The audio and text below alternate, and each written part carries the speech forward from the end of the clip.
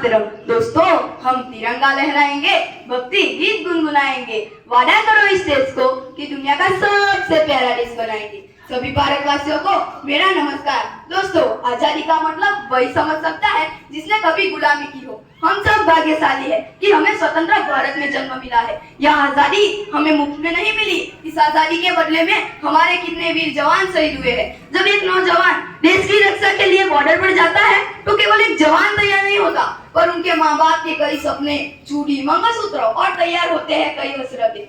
और जब कभी कोई आतंकी हमलों में वो जवान शहीद हो जाता है तो पता है क्या होता है? इस धरती माँ का सीना फट जाता है, रूह कांप जाती है और उनके माँ बाप के सपनों का चकनाचूर हो जाता है। उनके माँ बाप के कई सपने, वो चूड़ी, वो बिंदी, वो मुस्कान, सब एक कागज की तरह खामोश हो जाता है। जब एक जवान शहीद होता है तो सिर्फ एक परिवार नहीं होता, बल्कि वो हर इंसान होता है जो शहादत के मायने समझता है। वो हर नागरिक होता है जो अपने देश के प्रति प्रेम रखता है। और तिरंगे से लिपटे जवान को आखिरी बार एक माँ अपने सीने से लगाती है तो 133 करोड़ हिंदुस्तानी रोते हैं। यही हमारे देश की सच्चाई है।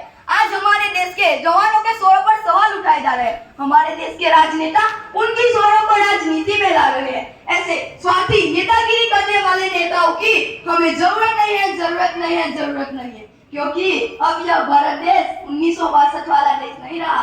अब एक नया भारत है जो घर में घुसेगा भी और मारेगा भी। और हाँ दोस्तों, ये देश ना कभी रुकेगा ना कभी झुकेगा। वो छोटी छोटी आंखों वाले चीन को भी हमारे देश के जवानों ने धूल चटा दी और पीछे हटने पर मजबूर कर दिया। लेकिन ये हमारी कमनसीबी है कि हमें स्वदेशी चीज के बजाय विदेशी चीज का ज्यादातर इस्तेमाल करते हैं। हमारे देश को विश्व गुरु बनाने के लिए हमें स्वदेशी चीज का ज्यादातर इस्तेमाल करना होगा। और हमारे प्रधानमंत्री श्री मोदी जी के अनुसार लोकल को वोकल बनाना होगा। तो आज इस शुभ अवसर पर हम कसम खाते हैं कि आत्मनिर्भर बनेंगे, स्वदेशी चीज का ज्यादातर इस्तेमाल करेंगे, लोकल को वोकल बनाएंगे और अपने देश को स्वस्थ रखेंगे। अंत में कुछ लाइनें कहकर मैं अपनी वाणी को विराम दूंगा। दोस्तों, भारत को बुलंद इतना कि दुनिया की हर इच्छा से पहले आके भारत से पूछे कि बोल तेरी रजा क्या है। बाकी तो दोस्तों, ना ही मेरी उम्र बड़ी है, ना ही मेरा नाम बड़ा है और ना ही मेरा रूप बड़ा है। मुझे तो बस छोटी सी बात पर गर्व है कि मैं हिंदुस्तान का हूँ और हिंदुस्तान मेरा है। धन्यवाद।